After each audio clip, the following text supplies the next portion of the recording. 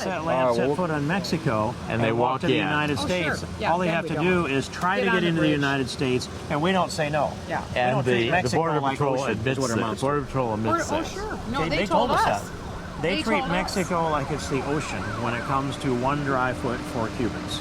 But they did tell us that 100% of the girls coming out from Guatemala were on birth control. It's not uncommon for these young girls, even boys, to get sexually assaulted. A lot of these parents will put these daughters on birth control before they make the trip. We'll find areas where they call them the rape trees, where you'll find bras and underwear and the morning after pills scattered all over the landings, and that's where they take these young girls and do what they want with them. Because they assume they're going to be raped. And it was a huge number of girls who are pregnant when they come in.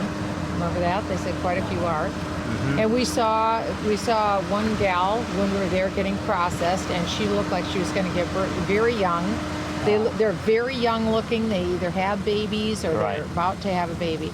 This is the main detention center, and as we're filming right now, it's about 1 o'clock in the morning. This is one of the most busiest time for this detention center.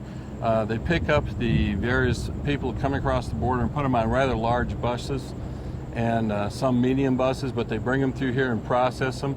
They check them for lice, they check them for other diseases, and the ones that have diseases or other kind of problems, they ship off to another location, which we've never been able to visit. I read a case that was a judge in, let's see, I think it was it was a federal court anyway, and this was December of 2013. It's a case where a biological mother hired a coyote to deliver her 10-year-old daughter from Guatemala into the United States and was to go to Virginia. Well, when the coyote and the 10-year-old daughter came across the border at McAllen, they were apprehended. And so the coyote was prosecuted for human trafficking, but the 10-year-old girl was delivered to her biological illegal mother in Virginia by ICE, and the judge wrote that I've had as a case a week for each week of the last month.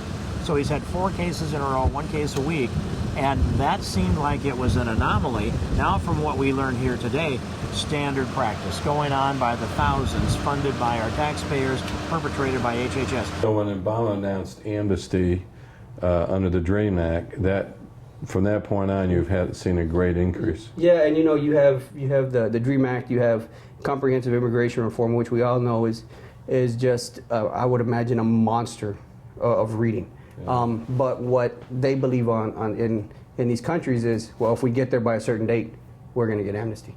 And granted, that's not necessarily the case, but that's their perception. Once we get there, we're good to go. And Jerry, what we needed to do about that was, instead of scattering these kids all over the country, we needed to set up tent city, and grow it you grow it to whatever extent it was the population grew.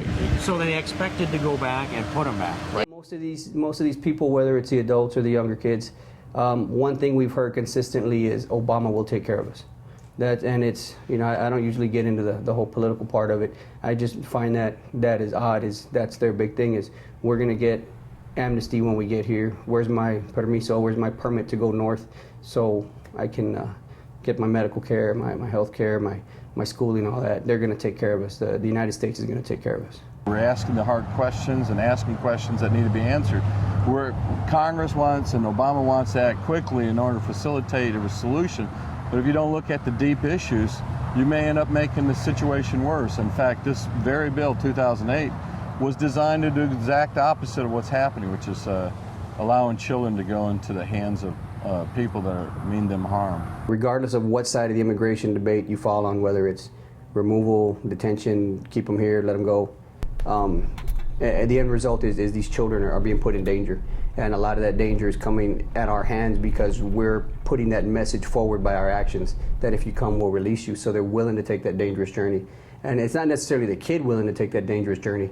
It's the parent willing to send the child on the dangerous journey. I don't think if I was very compassionate for a child, I wouldn't put him on top of a train with God knows who on there. Drug dealers, and just say, hey, figure out your way through 3 countries, then cross a dangerous river, and then your journey begins. To me, that's not compassion. But we get back to the reporter was saying, where's your compassion? And if you look in this kid's eyes, that's not compassion. The compassion would be for him to be back in his home country, being a child.